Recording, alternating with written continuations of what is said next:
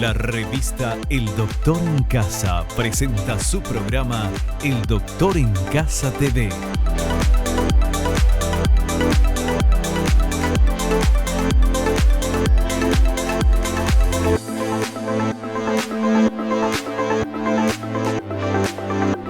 El Doctor en Casa TV.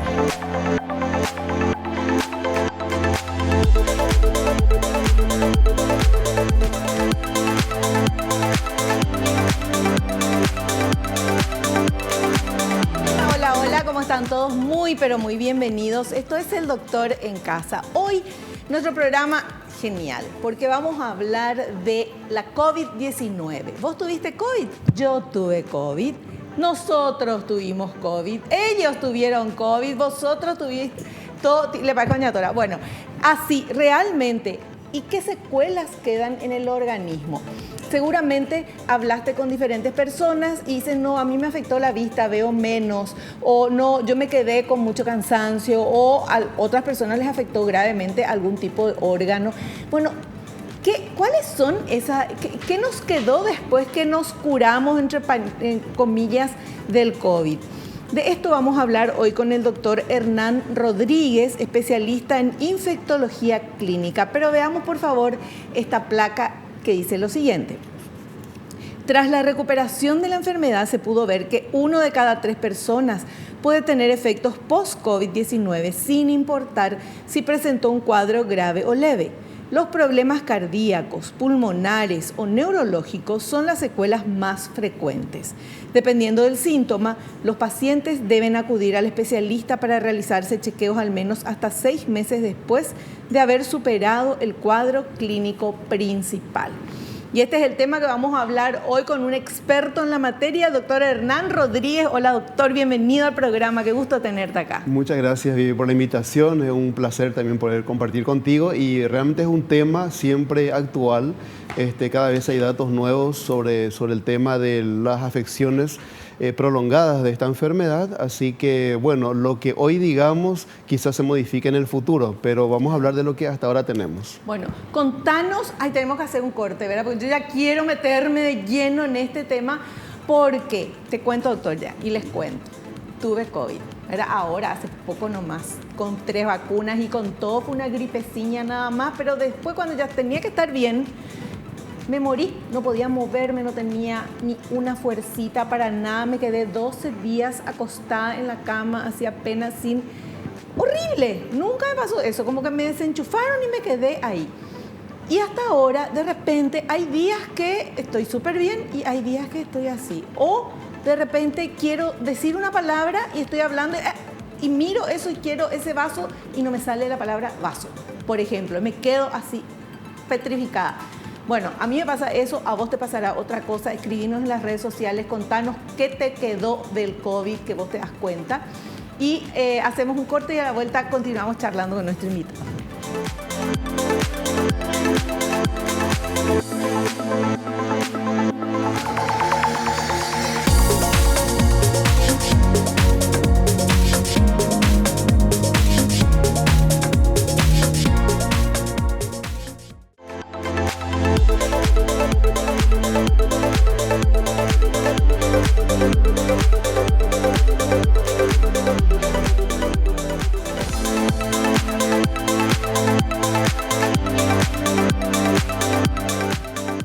Bueno, ahora sí nos metemos de lleno con este tema. El doctor Hernán Rodríguez es quien nos va a ir explicando cuáles son las secuelas que quedan en el organismo. Pero, doctor, como decías, se están conociendo porque es algo nuevo. Tampoco ustedes saben, bueno, esto tiene que pasar. Asimismo, realmente se usa mucho la palabra experto en la materia y acá tenemos que tener humildad, sin duda alguna. Desde un comienzo sabíamos que se trataba de un virus nuevo, si bien a la familia la conocemos desde hace mucho tiempo, la familia coronavirus, pero este virus nuevo recién se descubre a principios del año 2020, pero ya los primeros casos se vieron a finales del año 2019, por eso se llama COVID-19. Ahora, lo que importante es tener en cuenta, como dije, esa recopilación de datos. Vos acabas de contar, ¿verdad?, lo que te está pasando después de haber tenido COVID-19. Bueno, eso es muy importante. Y siempre enfocarnos desde un punto de vista de población. Sí. Siempre lo digo, ¿verdad? Estamos muy acostumbrados a contar anécdotas, a mí me pasó esto, yo me vacuné y me agarró esto, etcétera. Eso siempre se tiene, es muy importante por supuesto, pero esos datos deben recopilarse a nivel de población, entonces comparar con otra población para ver si hay similitud o hay diferencias. Y eso, por ejemplo, que me pasa a mí, ¿dónde tengo que anotar para que se sepa? Bueno, realmente debe existir lo que llamamos ensayos clínicos, o sea, la iniciativa debe partir de algún investigador. Claro. Es allí donde, si bien nuestro país hace investigación, pero hay que siempre promover más eso. Sí. Entonces tomamos datos de otros países, por ejemplo Estados Unidos o países de Europa, donde sí esos datos que vamos a citar más adelante se van viendo y efectivamente se establece una especie de diagnóstico, claro, que podemos dar llamar afección prolongada por la COVID-19, algunos le llaman efectos post-COVID. Sí. Entonces, es una serie de signos y síntomas que parecería ser, se van relacionando a la enfermedad, ya haya sido sintomática o asintomática. Y bueno, realmente puede afectar varios órganos. No se sabe muy bien por qué, hay hipótesis que vamos a ir comentando también, pero realmente pareciera ser que tras la exposición al virus o haber tenido la enfermedad van apareciendo y van durando semanas o meses inclusive. Doctor, pero eso que está hablando, el tema de la investigación, es tan importante. Y sabemos que en nuestro país no tenemos muchas estadísticas de cosas porque no se hace esa investigación. Y muchas veces también es falta de tiempo, Vivi, porque muchos colegas o personal sanitario en general que hace atención médica, no tiene tiempo de ir justamente anotando, ¿verdad?, evaluando. Pero bueno, igual sí, como bien decís, es importante establecer, vamos a decir, un área de investigación. De hecho, en la DINAVIS existe, en el Ministerio de Salud también existe, está la CONACYT. O sea, hay instituciones encargadas de, digamos, difundir y promover lo relacionado a la investigación. Pero no sé si te meto en un lío al preguntarte esto, pero ¿no sería genial que, por ejemplo, el Ministerio de Salud, donde nosotros nos anotamos cuando nos hacemos el hisopado, ¿verdad? Y que después te envían todo online, que ahí, por ejemplo, todos los que tuvimos COVID tengamos un lugar donde decir cómo te sentiste y qué cosas, yo ya estoy escribiendo acá, y qué el post-COVID, cómo te dio? Sí, no, realmente hay muchos aspectos que son importantes documentar y analizar, por supuesto. Hay estadísticas que todavía no se están analizando y también hay áreas y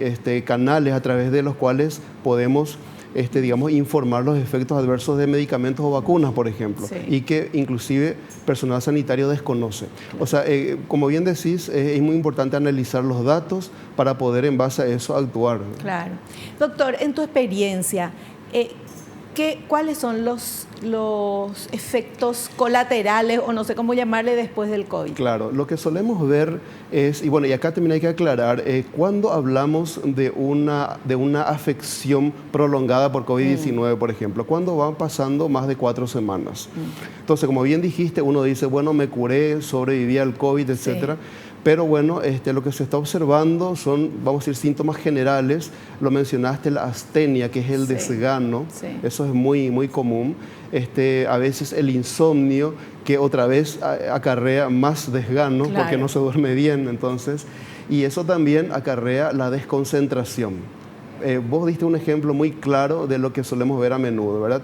La persona está como que desconcentrada, está afectada la memoria, se olvida de las cosas, etcétera. Entonces, son aspectos que, repito, debemos seguir analizando para ver si efectivamente es debido a la COVID-19 o es debido a que no estamos durmiendo bien o cosas por el estilo. Así también, por supuesto, hay órganos bien específicos, un poco como el corazón, ¿verdad? Solemos escuchar que personas tienen palpitaciones o una opresión del pecho, o los síntomas respiratorios, ¿verdad? Caramba, esta tos que no me pasa, por ejemplo. Entonces, eso se suele ver también y es propio de un proceso inflamatorio. Recordemos que COVID-19, eso ya lo sabíamos desde un principio, tiene dos etapas, una etapa viral propio del cuadro tipo influenza, ¿verdad? Sí. Y después de unos días aparece la fase inflamatoria. Y la inflamación en este caso es una inflamación difusa que puede afectar cualquier órgano. Entonces es allí donde podemos ver que hay síntomas respiratorios, neurológicos, a nivel cerebral o la parte periférica, ¿cómo se dice? Los hormigueos, que el término técnico es parestesia, los hormigueos. Y bueno, después también la parte renal inclusive y otros órganos. Entonces, por eso digo, es importante siempre con cautela ir citando los síntomas que se van teniendo. ¿Qué tipo de análisis o qué tiene que hacer una persona que ya tuvo COVID? ¿Y cuándo se tiene que hacer? ¿Cada cuánto? ¿Qué es lo que hay que buscar, doctor? Para saber, porque a mí me hablan dímero y no sé qué tenés que ver, cómo está tu dímero, qué sé yo, cómo está mi dímero. ¿Qué es lo que tengo que hacer? Sí, la respuesta es la siguiente. Primero que nada, un control médico con el médico de cabecera o con un médico, digamos, de familia o médico clínico en general. Bueno, después, si este colega, este médico considera que vaya un especialista de acuerdo a los síntomas que presenta. Por ejemplo, si hay sintomatología neurológica, lo que ya citamos, entonces, bueno, ver si corresponde una evaluación especializada con un neurólogo, por ejemplo, ¿verdad? O un cardiólogo si el corazón es el afectado. Entonces, ahí se establecerá qué análisis o qué estudios corresponde. Pero ya te respondo, Vivi, la pregunta, según los textos, los estudios que he revisado, lastimosamente digamos, los análisis, los parámetros laboratoriales muchas veces, en la mayoría de las veces, no muestran anormalidades. Entonces, yo sé que es frustrante tanto para el paciente como para el médico. O sea, sale bien, pero vos te sentís mal. Así mismo. Qué simpático. ¿Y por eso ejemplo, por qué? No, bueno, y eso es lo que todavía se desconoce. Un electrocardiograma, una ecocardiografía, pero una persona siente palpitaciones, por ejemplo.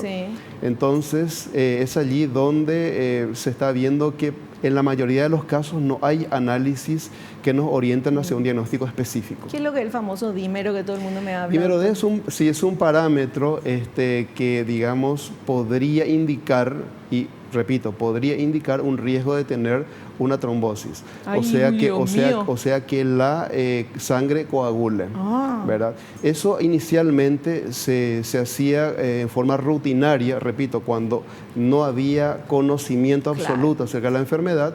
Entonces, pero hoy en día se realiza solamente bajo criterios bien específicos. Si la persona tiene un riesgo de generar trombosis o hay algún signo o síntoma que orienta hacia esa posibilidad. Y ahí también quiero hacer mención a lo siguiente, Vivi.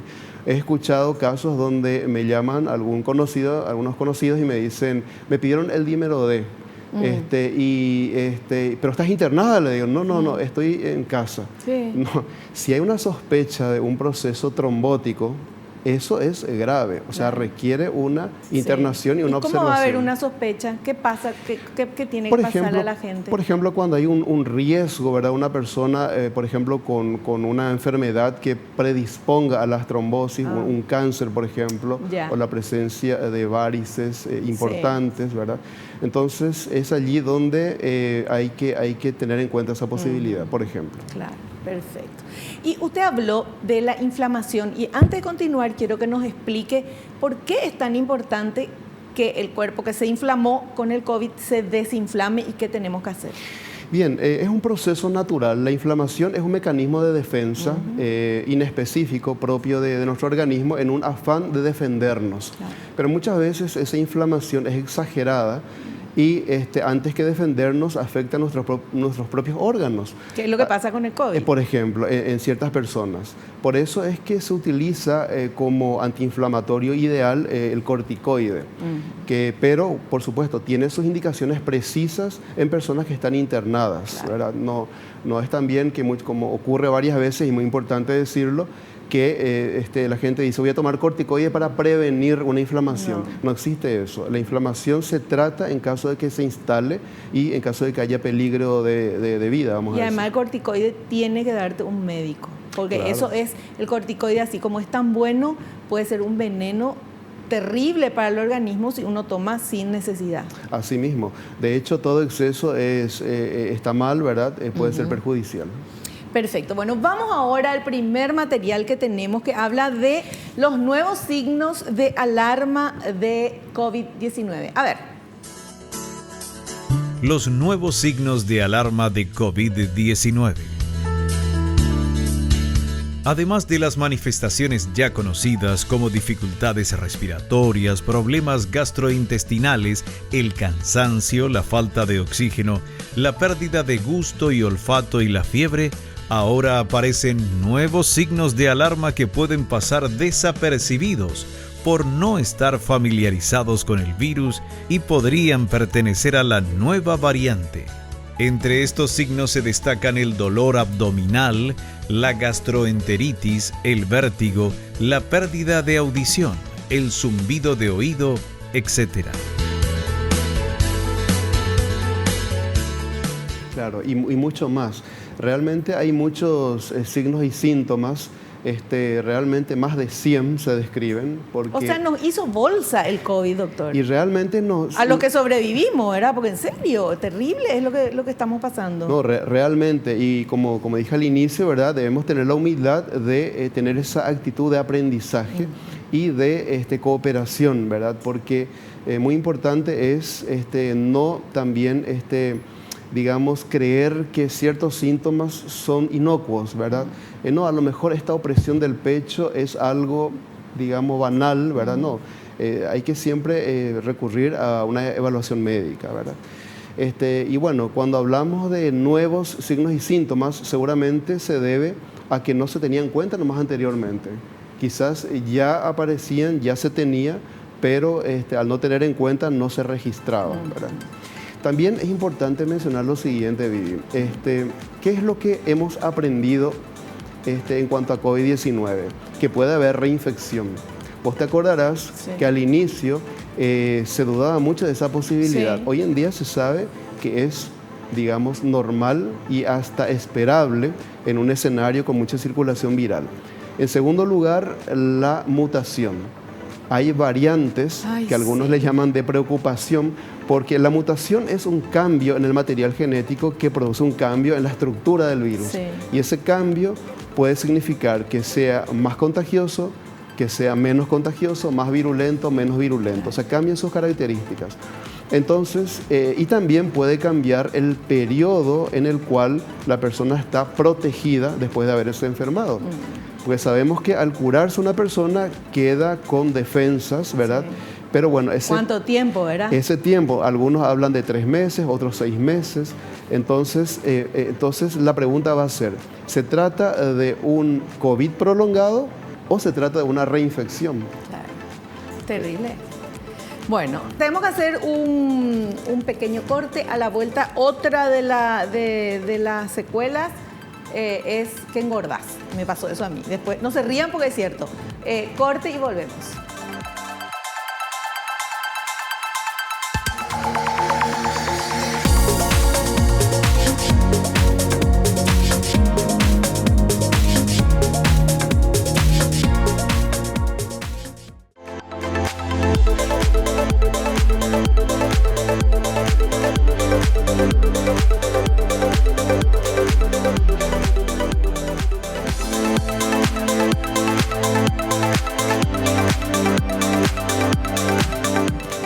Bueno, yo voy a dar mi testimonio de COVID. Cuando yo vi que mucha gente tenía COVID, amigas mías, qué sé yo, perdieron el olfato, el gusto, bla, bla, bla, se sentían mal, pobrecita, pero después del COVID salían diosas divinas, flacas. Cuando a mí me tomó el COVID, yo dije, y bueno, vamos a buscarle algo positivo a esta historia, ¿verdad? No, a mí no me salió no perdí ni el olfato, ni el gusto, ni el hambre, ni el apetito, y encima totalmente así que no me movía. Entonces lo único que hice fue comer y quedarme quieta. Obviamente que engordé. Eso es por culpa del COVID, doctor. Bueno, vamos a atribuirle a eso. Bueno, ahora hablando en serio, porque obvio que estoy flaca, dije nomás eso. ¿Cuáles son las secuencias post-COVID más frecuentes? Vamos a ver este material, por favor. ¿Cuáles son las secuelas post-COVID más frecuentes? Pese a superar la COVID-19, se pueden presentar síntomas durante varios meses más. La fatiga, los dolores de cabeza, la falta de memoria y dificultad para respirar son frecuentes. También los trastornos mentales, como el pánico y la depresión. Es necesario consultar con el especialista correspondiente a cada caso para evitar que se agrave.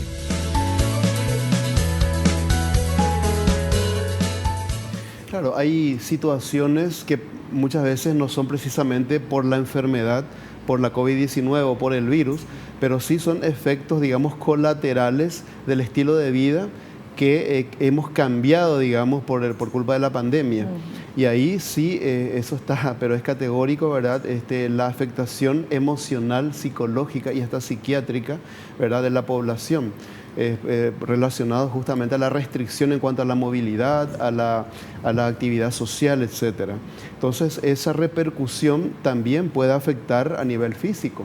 Claro. Eso, digamos, en un comentario al margen, porque sabemos que existen los fenómenos psicosomáticos, donde la depresión, la ansiedad, el miedo, el pánico, etcétera, ¿verdad?, puede repercutir efectivamente en digamos, sistemas, en el sistema cardiovascular, en el sistema digestivo, etcétera.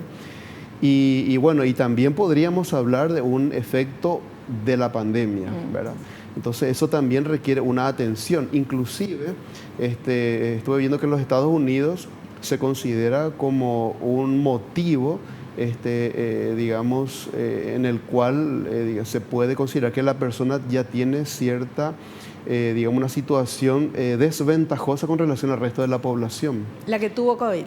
Claro, y que está con esas secuelas post-COVID, claro, digamos. O sea, que existen diversas secuelas, se mencionaron la parte, digamos, secuelas respiratorias, sí, cardiológicas, etcétera, pero también están las emocionales, ¿verdad?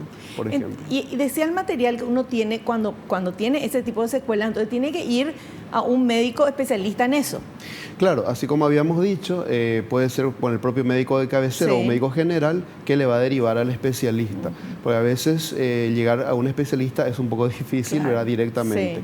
Pero es correcto eso, de tal forma a descartar cualquier situación que requiera un diagnóstico o un tratamiento específico.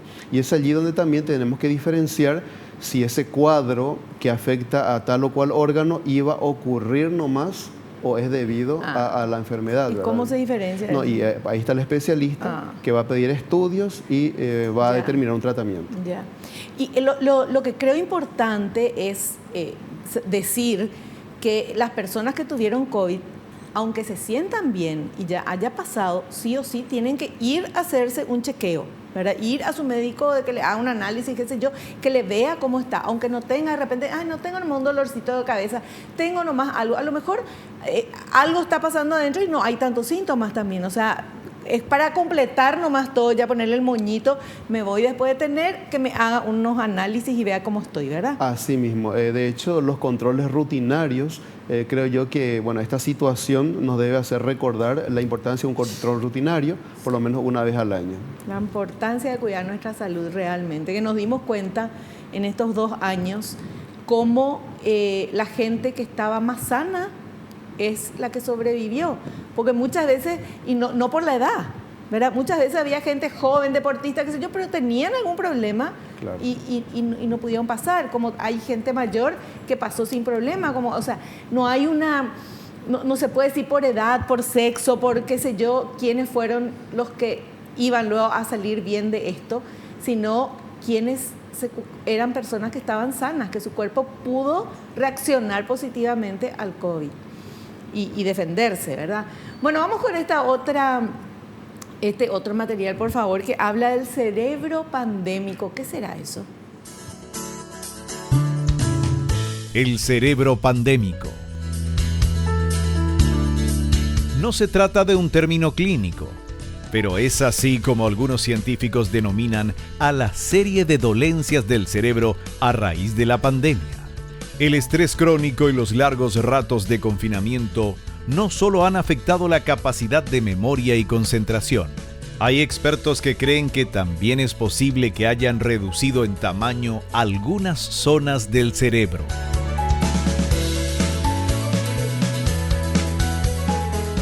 Bueno, son hipótesis, ¿verdad?, que se van barajando, después veremos si realmente es o no es, ¿verdad?, es así, ¿verdad? Pero es muy cierto, el llamado cerebro pandémico es una, digamos, situación que aparece, ¿verdad?, por esa exposición que tuvimos al estilo de vida pandémico, ¿verdad?, que sin duda alguna no es saludable, ¿verdad? Estar confinados, ¿verdad? Es algo totalmente negativo en todo sentido. Entonces, bueno, es allí donde, como decía, es importante ir diferenciando los efectos colaterales de los efectos propios del virus o la enfermedad. Cerebro pandémico, ese es un nuevo término.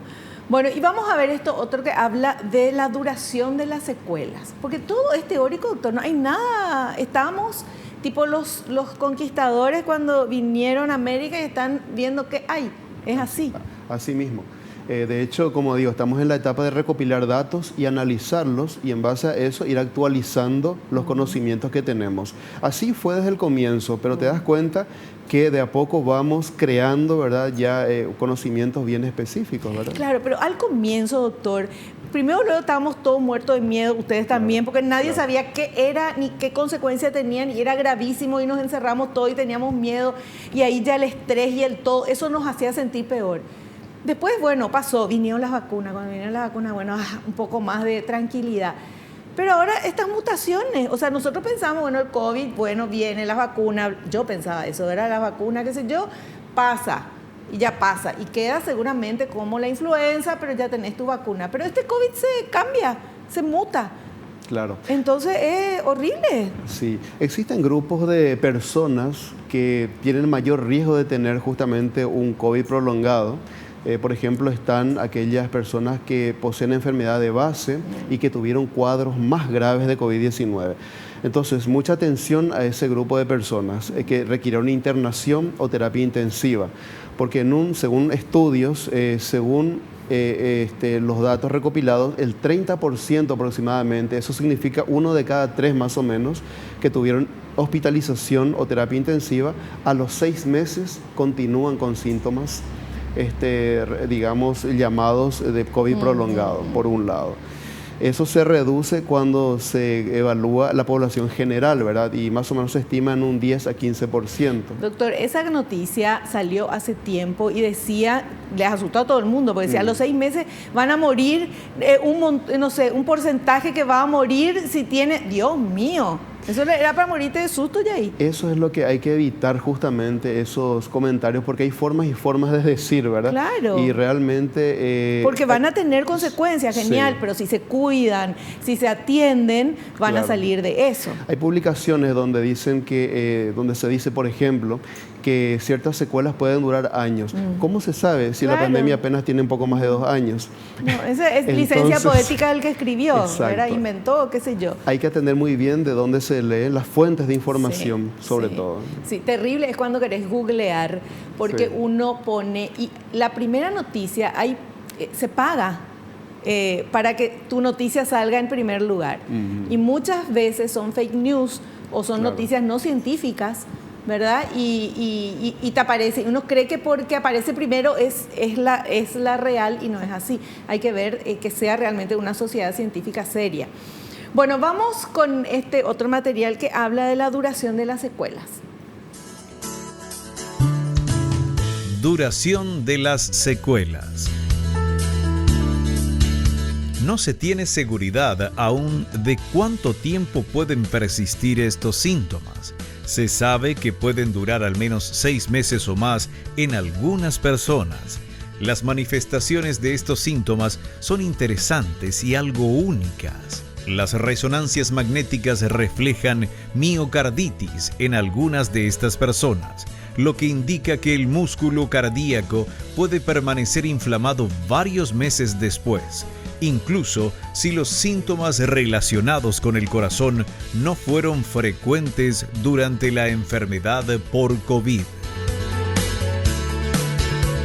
Asimismo, ahí se menciona uno de los cuadros, digamos, la miocarditis, que es la inflamación del músculo del corazón, que si bien, ¿verdad?, no es frecuente en absoluto, eso ya claro, ¿verdad?, para no entrar en pánico, al contrario, es muy raro, pero de vez en cuando se ve y hay que buscarlo. Habíamos dicho de que el grupo de personas con enfermedades de base o que tuvieron un cuadro grave tienen más riesgo de tener un COVID llamado prolongado. El otro grupo es aquel grupo no vacunado. Y ahí es donde vuelvo a insistir, el enfoque debe ser a nivel de población. Entonces, la población vacunada tiene porcentualmente o proporcionalmente menos probabilidad de desarrollar un COVID prolongado. Entonces, es allí también donde, si me permitís, quiero dar énfasis a los esquemas de vacunación. Resulta que yo suelo escuchar, estamos, digamos, en una época en la cual desde los primeros vacunados hasta ahora ya pasó mucho tiempo. Sí. Entonces, la vacuna tiene una protección temporal. Entonces, mucha gente me dice, yo me apliqué ya las 3 dosis, pero ¿cuándo te aplicaste? Y no sé, hace 10 meses atrás. Ya a esta altura, la eficacia de la vacuna habrá disminuido muchísimo. La protección prácticamente no existe. Ya entonces, se tiene que aplicar la cuarta. Se tiene que aplicar un refuerzo, claro, que va a permitir levantar, digamos, las defensas. Eso se vio justamente, como mencionaste, en las variantes de preocupación, la variante Omicron, donde se vio que efectivamente las vacunas tienen menos eficacia, pero con el refuerzo mejora la eficacia. Entonces, vuelvo a decir, son datos que se van recopilando y es allí donde es muy importante lo relacionado a la vacunación, tanto para la enfermedad como para la COVID prolongada. ¿Cuánto tiempo después de tener COVID uno puede vacunarse? Excelente la pregunta. Y quiero aclarar muy bien esto. Resulta que cuando una persona tiene COVID-19 y se cura, nuestro cuerpo genera defensas. Esas defensas generalmente duran entre 3 a 6 meses más o menos. Entonces, aplicar la vacuna antes de ese tiempo es innecesaria, porque el objetivo de la vacuna es proteger al cuerpo. Claro. No es que si se aplica la vacuna va a ocurrir algo catastrófico, no. Simplemente de balde te vas a aplicar. De balde te vas a aplicar y digamos, es para optimizar la eficacia de la vacuna nada más. Entonces, más o menos 3 meses. 3 meses desde que tuviste COVID, 3 meses. Así mismo, para justamente optimizar el efecto de la vacuna. Perfecto. Bueno, estamos aprendiendo muchísimo. Escribinos en las redes sociales, así vemos cómo se comportó el COVID contigo, si fue buenito o fue malito. Volvemos ya.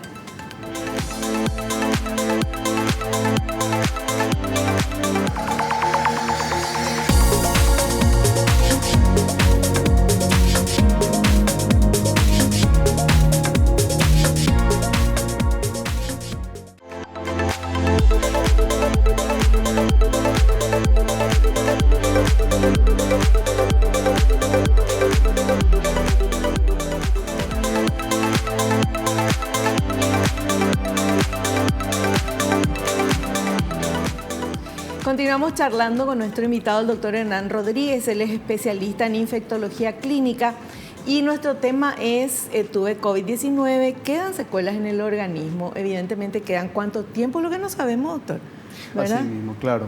Puede que no haya secuelas, ¿verdad? De hecho, la mayoría de las personas no tienen. Pero sí, como había dicho, en la población general entre 10 a 15%, que parece poco, pero si vamos en números absolutos, claro, es mucho, son muchas personas, ¿verdad? Entonces, y son, digamos, manifestaciones de lo más variadas. Así que a eso hay que sumarle también la posibilidad de que sea otra situación, no solamente COVID-19. De todas formas, vale la pena digamos, analizar cada síntoma que uno pueda presentar, ¿no? Claro, no podemos culparle de todo al COVID porque a lo mejor tenés algún problema que ibas a tener a nivel cardiológico, qué sé yo, o a nivel de otro. Pero como el COVID es el malo de la película, porque es el malo de la película, lo único de bueno es que por lo menos queremos, creo yo, que queremos controlarnos, queremos saber cómo está, claro, porque tenemos el miedito todavía de cómo quedarnos, porque vimos que hay gente que no quedó tan bien, ¿verdad? Entonces, eso. Así mismo, ¿no? Y hay personas que de hecho están en tratamiento con fisioterapia respiratoria, fisioterapia muscular.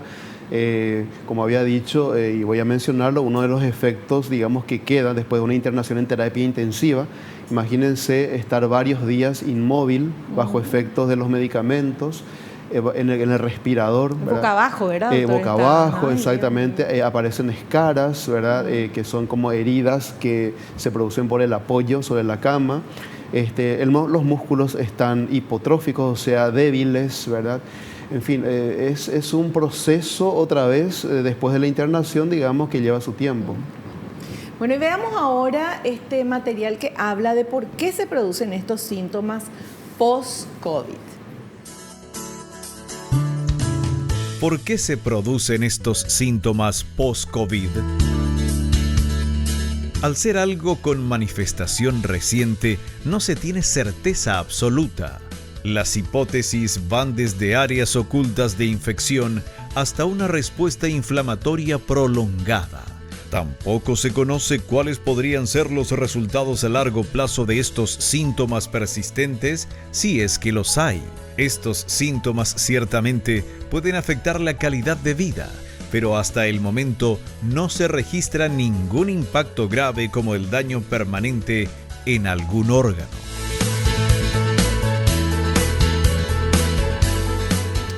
Así es. Bueno, en este sentido, suelo apelar mucho a la cordura de la gente, ¿verdad? Porque muchas veces hemos visto que la gente entra en pánico, sí, y comete, digamos, errores como la automedicación. Por ejemplo, una medicación que no está demostrada en cuanto a su eficacia se refiere, fuimos testigos, sí, se usaron tantos medicamentos, ¿verdad? Que la hidroxicloroquina. Hasta el uso veterinario, doctor. Exacto, de todo se usó, ¿verdad? Y hay que tener también en cuenta ciertos términos que quiero aprovechar. Sí. Por ejemplo, cuando se dice que un medicamento fue aprobado para su uso en COVID-19, significa eso.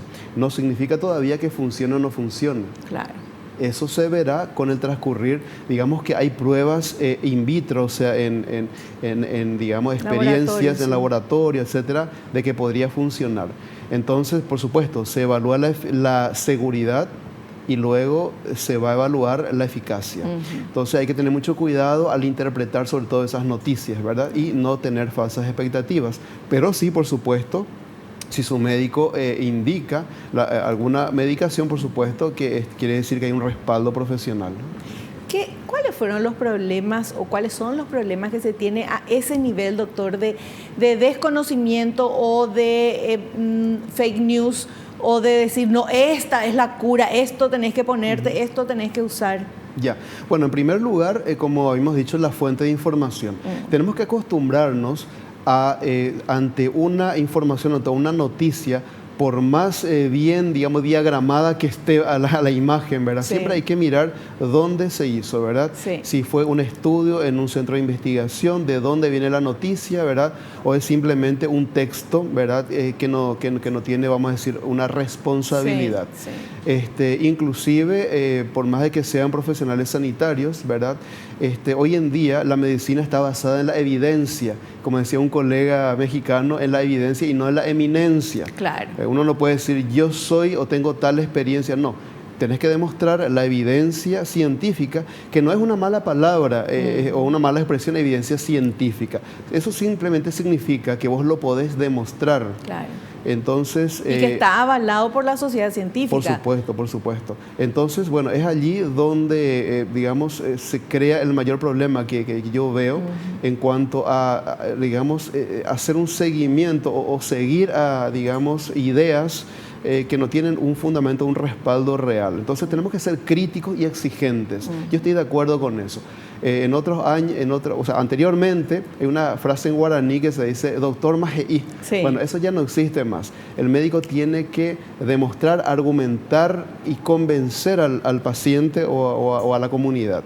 Entonces, ese es el enfoque que hay que dar, digamos, para poder estar seguro de lo que uno hace. Perfecto. Bueno, tenemos otro material que queremos pasar, por favor. A ver. Todos podemos experimentar síntomas persistentes tras la COVID-19. Cuando se trata de casos potencialmente mortales, se espera que las personas que fueron hospitalizadas por neumonía grave o accidente cerebrovascular necesiten atención especializada y seguimiento frecuente tras ser dados de alta.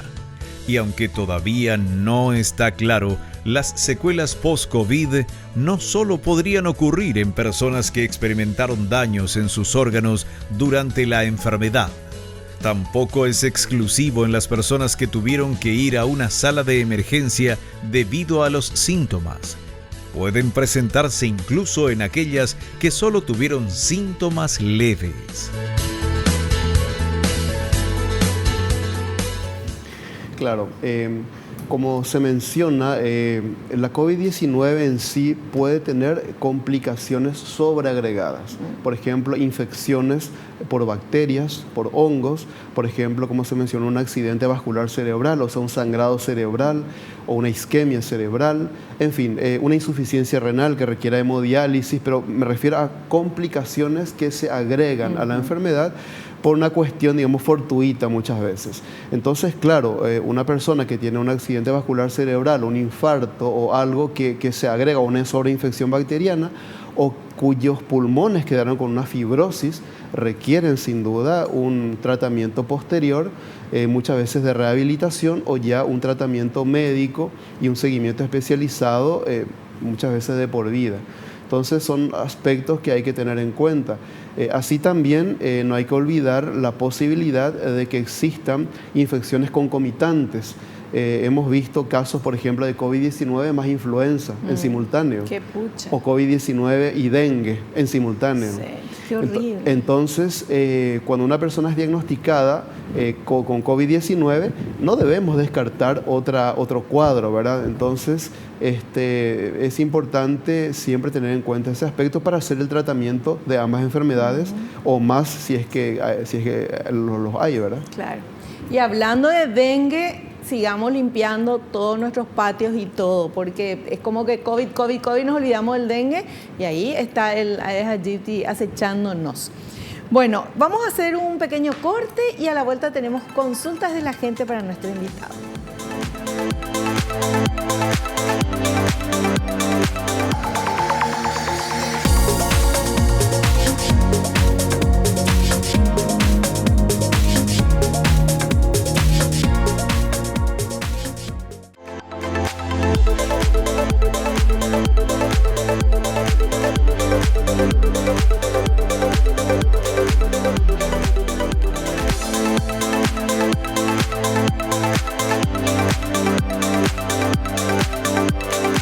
Bueno, y ahora vamos a ver las consultas que ustedes están haciendo para nuestro invitado a través de las redes sociales del Doctor en Casa. Vamos con esta primera pregunta. ¿Hay personas que por su edad o condición de salud están más predispuestas a presentar secuelas tras tener COVID, doctor?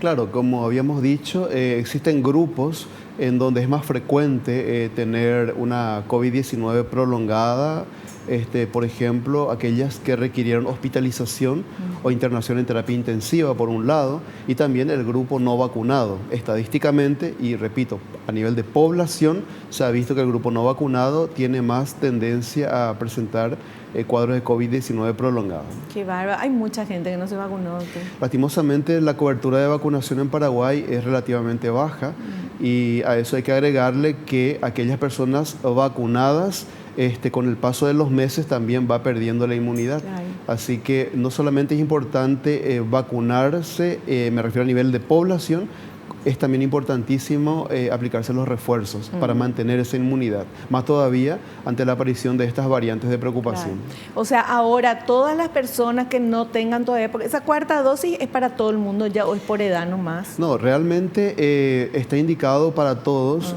cuando la última dosis ya superó los 6 meses. O sea, 5 o 6 meses ya hay que pensar en la vacunación, Perfecto. en el refuerzo.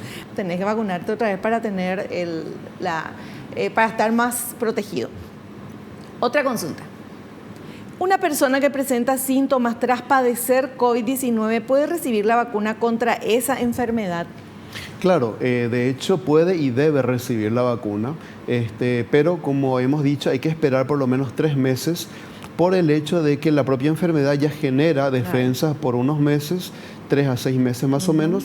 Entonces, para que la vacuna, la utilidad de la vacuna sea óptima, entonces a los 3 meses en adelante ya se puede recibir la dosis correspondiente.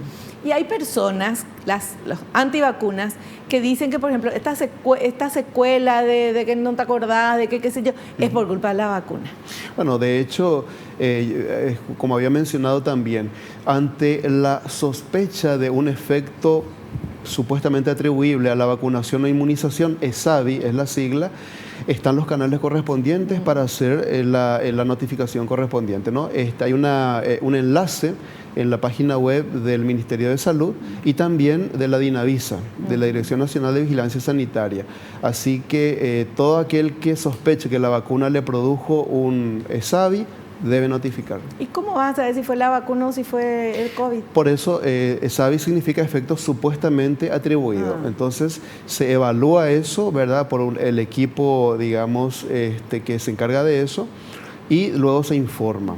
Por eso es muy importante notificar y no quedarse en el rumor nada más. Así mismo. Otra consulta. ¿Las secuelas de la COVID-19 pueden llevar a la hospitalización? Claro, depende. Existen criterios de hospitalización. Si ese proceso, digamos, ese cuadro que, digamos, se atribuye como una secuela de COVID-19, amerita una hospitalización, desde luego que sí. Por ejemplo, un cuadro respiratorio, un cuadro cardíaco, un cuadro neurológico, si imposibilita a la persona a realizar sus actividades cotidianas, por ejemplo, o se sospecha que puede ser peligroso para la vida, amerita una hospitalización. Perfecto. Y la última consulta. ¿La COVID-19 puede dejar secuelas que precisen recuperación con fisioterapia? Por supuesto, tanto fisioterapia respiratoria, que es lo primero que habíamos pensado al inicio de la pandemia por la fibrosis, entonces, digamos, eso ya se tenía en mente. Y luego, por supuesto, fisioterapias a nivel muscular o a nivel articular, porque se ha visto también, se han mencionado cuadros articulares, dolores articulares en algunas personas. Entonces, de hecho, si corresponde, debe hacerse esa fisioterapia de recuperación. Perfecto. Doctor, ¿algo más que nos quiera contar en este último minutito de programa? Sí, con mucho gusto. Simplemente, como había dicho, ¿verdad?, recurrir a fuentes confiables, informarse constantemente. Todo esto que hablamos en este programa seguramente va a ir modificándose o actualizándose con el transcurrir de los días. Esto es algo nuevo, algo que, digamos, nos coloca a nosotros como aprendices, ¿verdad?, sí, como gente que va aprendiendo constantemente, y tanto a nivel social, científico, es importante siempre tener en cuenta esos detalles. Debemos mantener la cordura, ¿verdad?, y colaborar entre todos. Perfecto. Doctor, le queremos agradecer su tiempo, como siempre, su predisposición para estar acá en el Doctor en Casa, explicarnos, enseñarnos, y nos quedamos tranquilos cuando la información viene de personas serias como usted. Muchas gracias. No, al contrario, muchas gracias, y bueno, cualquier cosa, ¿verdad?, estoy a las órdenes. Muchísimas gracias. Y nosotros nos despedimos hasta el próximo programa, si Dios así lo permite, y no te olvides que naciste para ser feliz. No te conformes con menos. Chao, chao.